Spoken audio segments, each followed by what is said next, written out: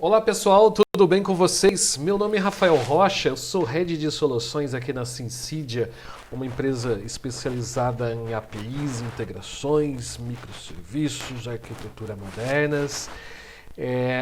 E hoje, pessoal, vou fazer um vídeo bem curtinho aqui, bem introdutório sobre o tema de APIs, né? Então, como é o primeiro vídeo, eu vou falar especialmente o que é esse tema, né? Então ele é bem introdutório aqui, eu vou falar um pouco da anatomia, como se comporta, o que é, quais os componentes dessa arquitetura e um pouco aí do gateway, né, do API Gateway, né? Então o que é isso, sempre esse componente, esse modelo arquitetural que está sempre relacionado com APIs aí, tá bom pessoal? Bom, pessoal, eu começo falando da anatomia, né, de uma API, o que é, quais os componentes que fazem parte de uma API, tá?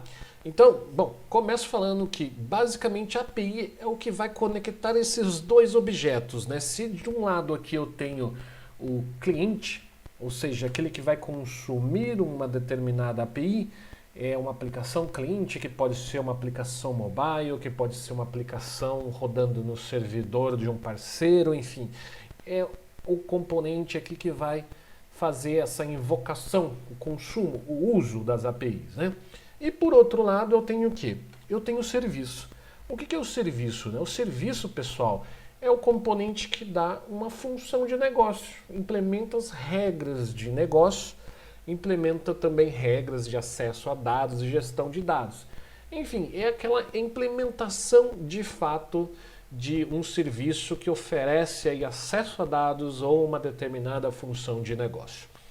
Bom, dito isso, pessoal, o que é esse serviço, né? Se a gente for falar em modelos arquiteturais para isso, modelos de implementação, a gente tem aí o serviço, ele pode ser o quê? Um microserviço, ele pode ser uma função serverless, né? uma AWS Lambda, pode ser enfim, uma função dentro de um componente, aí dentro de uma aplicação de pacote, de um SaaS, por exemplo, uma função dentro do Salesforce, pode ser um web service, pode ser uma aplicação monolítica, enfim, não importa qual tipo arquitetural desse serviço, enfim, ele é o componente principal ali que vai expor para fora, que vai expor para o cliente, para o consumidor, a utilização desses serviços de negócio ou de acesso a dados. Bom, todo serviço, pessoal, ele tem então uma API, ele tem uma camada de API. Geralmente, tanto um microserviço, uma aplicação monolítica, né, a gente já desenha em camadas, né? Então eu tenho os objetos de negócio dentro da minha aplicação e eu tenho as fachadas, né, os objetos de fachadas, enfim. Toda aplicação, então, geralmente ele expõe uma interface para fora, para que outros objetos, outros subsistemas, outros serviços, outros componentes de arquitetura de sistema utilizem através aí de uma interface, né? A API é uma interface de integração para com o serviço, tá? E bom, aí você tem aí então o modelo arquitetural, ou seja, toda interface ou toda API do seu serviço, ele tem um modelo arquitetural, ele vai usar. Então, a gente tem aqui o REST, que é muito popular, né? Aqui a gente tem o SOAP, né, da época do SOA, né, de web services, etc. Aqui a gente tem GraphQL, aqui a gente tem protocolos mais modernos, né, modelos mais modernos, por exemplo, gRPC. Enfim, eu tenho diversos modelos arquiteturais para serem uma interface de um sistema, tá? Bom, além disso, pessoal, essa interface, então, geralmente ela vai expor os seus objetos, né, os objetos do serviço. E geralmente são objetos de dados, né? Então, assim, são objetos de uma estrutura de dados de um cliente, né? Então, eu recebo um dado, recebo uma estrutura de dados na minha função, como parâmetro, por exemplo, que vai ser, sei lá, o nome, se eu tenho, digamos que eu tenho uma operação, uma função de buscar cliente por CPF. O CPF, ele vai estar encapsulado dentro de um objeto, isso é um objeto de dados.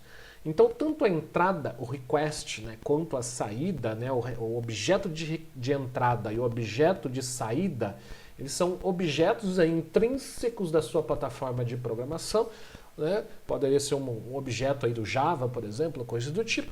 E esse objeto, então, eu preciso fazer o quê? Eu preciso expor ele numa interface. E aí, para eu expor numa interface, geralmente eu tenho regras de transformação. Por quê? Eu vou utilizar ali uma mensagem do tipo JSON, ou XML, ou string, enfim, o que vier ali no modelo do protocolo, eu preciso transformar e fazer o modelo para o meu objeto ali transiente, esse objeto aí de comunicação que geralmente a gente constrói as fachadas das aplicações. Se a gente estiver falando em Java, por exemplo, eu tenho uma fachada, eu tenho uma camada que é uma facade, essa facade expõe então objetos de entrada e objetos de saída. Beleza? Bom, pessoal, além disso, olha só o que eu tenho aqui. Eu tenho também o protocolo de comunicação, né? Então, se eu estou falando aqui de REST, por exemplo, né, o REST está muito acoplado com o protocolo HTTP. Mas se eu tenho outros protocolos, como por exemplo o GraphQL ele pode rodar em cima de HTTP ou em cima de AMQP, enfim, outros protocolos de comunicação, né? Mas enfim, toda API tem um protocolo específico, né? Então, geralmente o REST vai ser o HTTP, né? Então tem WebSockets, eu tenho, enfim, diversos outros protocolos de comunicação em cima eu posso falar aí de uma abstração de um AMQP, um protocolo de Kafka, enfim, que rodam em cima, obviamente, de TCP ali nas camadas mais baixas, mas enfim, existe esse atributo, né, numa API, que é o protocolo de comunicação. Pessoal, mais outro atributo marcante aqui na arquitetura, na arquitetura de API, nessa anatomia que a gente está citando, a gente tem o quê? O protocolo de mensagem, né?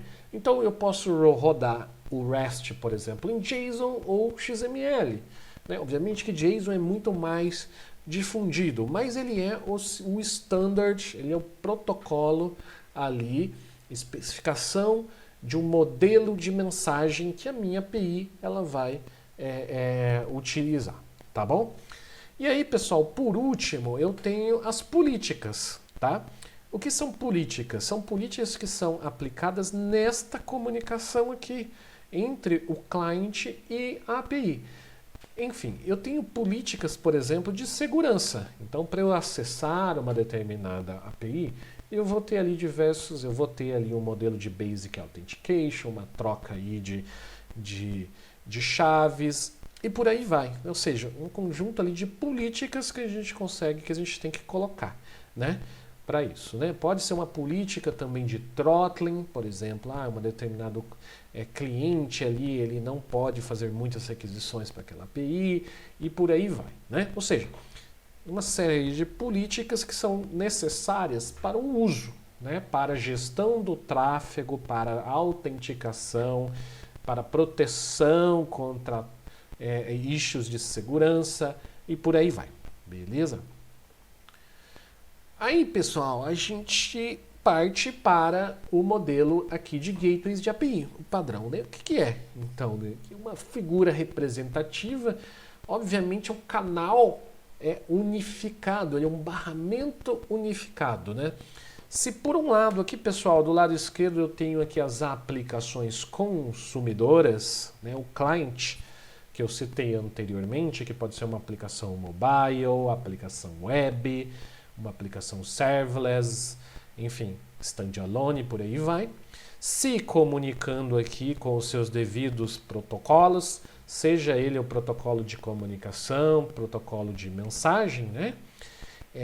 Passa por este cano, passa por este gateway, e este gateway que faz então a comunicação aqui com os serviços. Então imagina que eu tenho um serviço de usuário aqui, que está expondo um SOAP, né, o protocolo SOAP aqui com XML, eu tenho aqui um serviço aqui que tem dados, que maneja um CRUD aí de produtos, por exemplo, que retorna aqui, que se comunica através de REST JSON, e eu tenho aqui um outro componente de serviço que basicamente aqui, pessoal, é um banco de dados, né? Então, ou seja, eu vou conseguir uma procedure para inserir pedidos. Imagina que eu tenho essa situação. Então, assim, no final das contas, o gateway é que coordena, é um ponto único de entrada que eu coordeno todas essas integrações, né?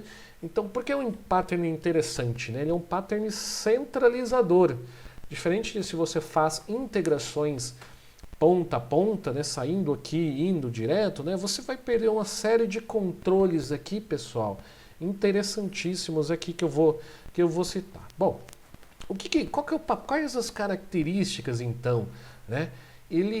O gateway ele tem todas essas capacidades aqui de, enfim, aplicar as políticas que eu citei, então diversas políticas aqui que eu posso virtualizar nesta camada, seja, por exemplo, imaginemos que, por exemplo, esse web service aqui não tenha autenticação ou tem um modelo básico de autenticação e eu quero colocar uma autenticação baseada em OAuth 2.0, que é um padrão bastante utilizado, bastante difundido, né?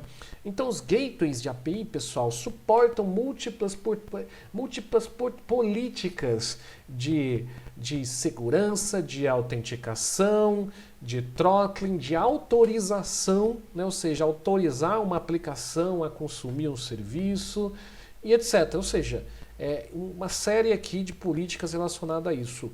Tem diversas outras políticas, pessoal, que são políticas relacionadas aí a throttling, a garantia de alta disponibilidade, etc. Né? Então, eu posso dizer, eu posso colocar uma cota de uso aqui, né, entre a aplicação consumidor, enfim, tem diversas N políticas aí, né, algumas dezenas que tradicionalmente os gateways de mercados trazem, tá, pessoal? Outro ponto importante aqui que existem regras de transformação. Os gateways tradicionalmente eles têm essa que também pode ser enquadrado aí, digamos, numa política, né? Mas ele tem muito forte essa capacidade de transformar. Então eu quis até especializar um pouco aqui. Então eu posso transformar aqui, né, de SOAP, por exemplo, para GraphQL, ou eu quero transformar de SOAP para REST. Enfim, eu tenho essa capacidade, porque os gateways têm esses componentes para facilitar a transformação entre protocolos. Seja protocolos de comunicação, por exemplo, me conectando aqui num banco de dados, seja ou um protocolo de transformação de mensagem, né, que eu transformo um modelo SOAP num modelo REST-JSON. Tá? Obviamente eu tenho também aqui o suporte a múltiplos protocolos, né? Protocolos de mensagem, particularmente. Então, o gateway, pessoal, ele tem que suportar aqui entrada e saída de múltiplos protocolos, né? Múltiplos protocolos de mensagem, né? Seja o protobuf aqui do gRPC, seja uma consulta aqui do GraphQL, seja um JSON aqui do REST, seja um SOAP aqui, enfim, seja aqui uma chamada, um select, uma query aqui no banco de dados, enfim, ele tem que suportar N protocolos aqui de mensagem, né? Como eu citei, também múltiplos modelos arquiteturais, né? Seja REST, seja SOAP, etc., né? O protocolo de comunicação aqui, né, a tradução desse protocolo de comunicação que eu citei. E, pessoal, por último aqui, o mais importante que eu diria é que o gateway ele suporta as implementações enquanto a governança. Tá? E que são governança? Né?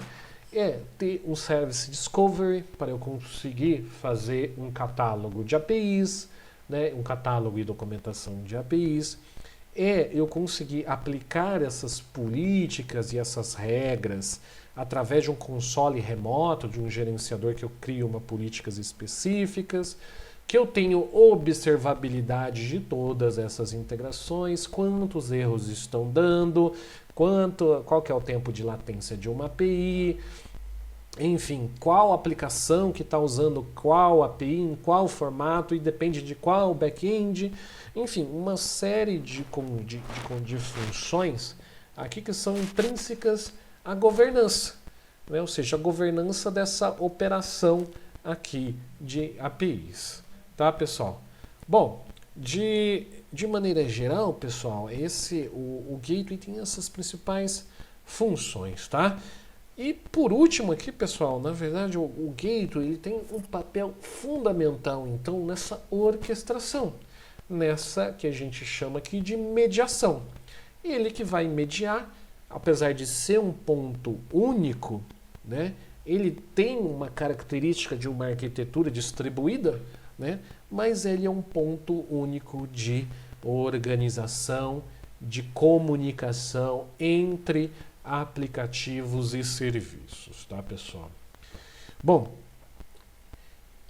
era isso, pessoal, que eu tinha para trazer para vocês aí num vídeo bem curtinho aí, só começando aqui a falar um pouco, né, do que é o API, o que é esse pattern de API Gateway aqui de forma bem sucinta aqui para vocês, tá, pessoal? Bom, espero que tenham gostado aí. Curtam, compartilhem esse vídeo e até o próximo aí. Vou fazer vários outros em torno dessa temática, tá, pessoal? E muito obrigado e até a próxima.